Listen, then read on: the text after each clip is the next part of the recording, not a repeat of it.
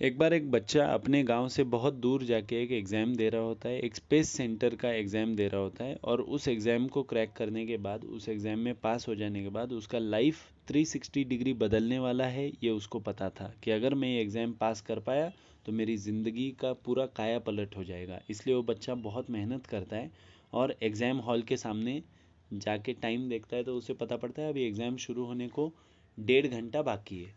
तो वो सोचता है जब 1.5 घंटा बचा ही है तो यहाँ धूप में खड़े रह के क्या करूँगा, इससे अच्छा सामने जो गार्डन दिख रहा है उसमें जाके थोड़ा सा रेस्ट करता हूँ और रिवीजन भी कर लूँगा, और फिर थोड़ा सा और कॉन्फिडेंस बूस्ट हो जाएगा रिवीजन करने के बाद, फिर बाद में जाके एग्ज़ाम दे दूँगा। और वो बच्चा सामने चल के जाता है गार्डन में, और गार्डन में एक बेंच पे एक जगह खाली दिखाई देती है, एक अंकल बैठे होते हैं और उनके बाजू में एक जगह खाली होती है। तो वहाँ पे वो बच्चा जाके पूछता है, अंकल क्या मैं यहाँ बैठ सकता हूँ? तो अंकल बोलते हैं हाँ बेटा बैठ जाओ। तो बैठ जाता है। और फिर वो बच्चा बोलता है, अंकल आप क्या पढ़ रहे हो? वो अंकल कुछ एक किताब पढ़ रहे होते हैं, कुछ पढ़ रहे होते हैं। तो बच्चा पूछता है, अंकल अंकल आप क्या पढ़ रहे हो? तो अंकल बोलते हैं, बेटा मैं श्रीमद् भगवत गीता पढ़ रहा हूँ, जो भगवान कृष्ण ने अर्जुन को महाभारत के युद्ध के दौरान जो बोल के सुनाया, उसी किताब को भगवत गीता बोलते हैं। तो बच्चा हंसने लगता है और बोलता है, क्या अंकल ये पढ़ के आपको क्या मिलने वाला है?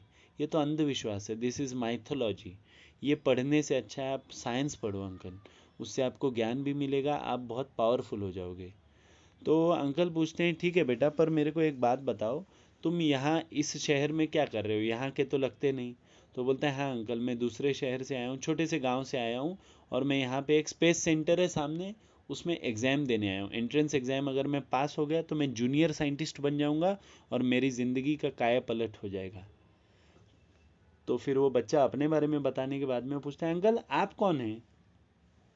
तो बोलता है, बेटा मैं भी साइंस को थोड़ा बहुत जानता हूँ, और साइंस में जो तकलीफ़ें मेरे को आती हैं, जो मेरा कभी कभी नर्वसनेस होता है, कभी कोई तकलीफ़ होती है, मैं एकदम लो फील करता हूँ, तो भगवत गीता पढ़ता हूँ, महाभारत पढ़ता हूँ, रामायण पढ़ता हूँ, और उससे मेरा कॉन्फिडेंस बूस्ट हो जाता है और ज़िंदगी को देखने के नज़रिए बदल जाते हैं। तो वो बोलता है, नहीं नहीं अंकल, वो तो मैं समझ गया, पर आप हो कौन, क्या करते हो? तो अंकल बोलते हैं, ध्यान से सुनना बच्चों क्या बोल रहा हूँ। वो अंकल बोलते हैं, बेटा ये जो स्पेस सेंटर में आप एग्ज़ाम देने आए हो ना, इसका नाम है विक्रम साराभाई स्पेस सेंटर, और विक्रम साराभाई मैं हूँ। तो इस कहानी से आपको ये बताना चाहता था कि जिन चीज़ों को हम लोग मॉडर्नाइजेशन के चक्कर में पीछे छोड़ चुके हैं, इंडिया का सबसे बड़ा साइंटिस्ट डॉक्टर विक्रम साराभाई अगर उस चीज़ को पढ़ के प्राउड फील करता है, तकलीफ़ों से बाहर आ जाता है, तो फिर हम किस खेत की मूली हैं कि हम इस चीज़ को ठुकरा दें। हमारी क्या इतनी औकात है कि कृष्ण की वाणी को हम ठुकरा दें और बोलें कि ये तो अंधविश्वास है? डॉक्टर विक्रम साराभाई जितना बड़ा स्पेस साइंटिस्ट आज तक इंडिया में शायद पैदा नहीं हुआ कभी, वो अगर बोल रहे हैं कि ये पढ़ने के बाद मेरा सोचने का तरीका चेंज हो जाता है, जब जब, ध्यान से सुनना, जब जब मुझे किसी स्पेस प्रोग्राम में समझ में नहीं आ रहा होता है कि क्या करना है, कैसे आगे बढ़ना है, रास्ता नहीं मिल रहा होता है, तो मैं आधा घंटा भगवत गीता पढ़ता हूँ और मेरा दिमाग शांत हो जाता है और अपने आप दो चार नए नए रास्ते सूझने लगते हैं। और वो जो बच्चा था वो भी फिर उनसे बात करता है और सॉरी बोलता है, सॉरी सर मैंने आपको पहचाना नहीं, और फिर वो चले जाता है एग्ज़ाम देने, और फिर एग्ज़ाम देता है, एग्ज़ाम पास होता है, और एग्ज़ाम पास होने के बाद जब वहाँ ज्वाइन करता है तो ये डिसाइड करता है कि डॉक्टर विक्रम साराभाई जी अगर इतने बड़े इंसान होने के बाद ये बुक पढ़ के अपनी लाइफ को चेंज कर रहे हैं, तो मैं भी आज से ये सारी बुक्स पढ़ूंगा और मेरी लाइफ चेंज करूंगा और मेरे सोचने का तरीका और ज़्यादा पॉजिटिव करूंगा। और उन्होंने किया भी, भगवत गीता, रामायण, उपनिषद सब पढ़ डाले। और जानते हो वो आदमी कौन था? आगे जाके वो डॉक्टर एपीजे अब्दुल कलाम बने। वो बच्चा एक दिन अब्दुल कलाम बनता है। तो मैंने जो आपको स्टोरी सुनाई वो दुनिया के, या कम से कम इंडिया के दो सबसे बड़े साइंटिस्टों के बारे में है। जब वो इस बात को, साइंस मानने वाले लोग मोस्टली बोलते हैं कि धर्म अंधविश्वास है, अगर इंडिया के सबसे बड़े दो साइंटिस्ट बोलते हैं कि धर्म आत्मविश्वास है, अंधविश्वास नहीं आत्मविश्वास है, तो हम कौन है इसको ठुकराने वाले?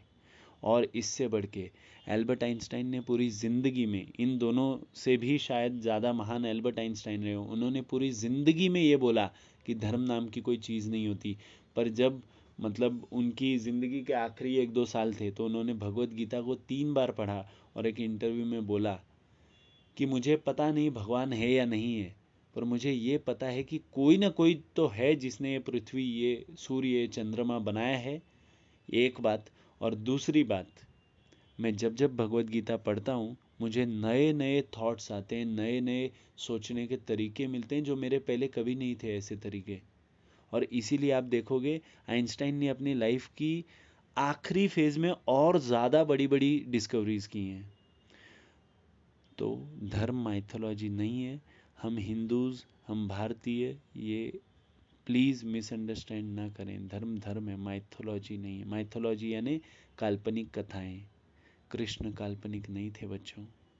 जय हिंद, जय महाराष्ट्र, जय श्री कृष्ण।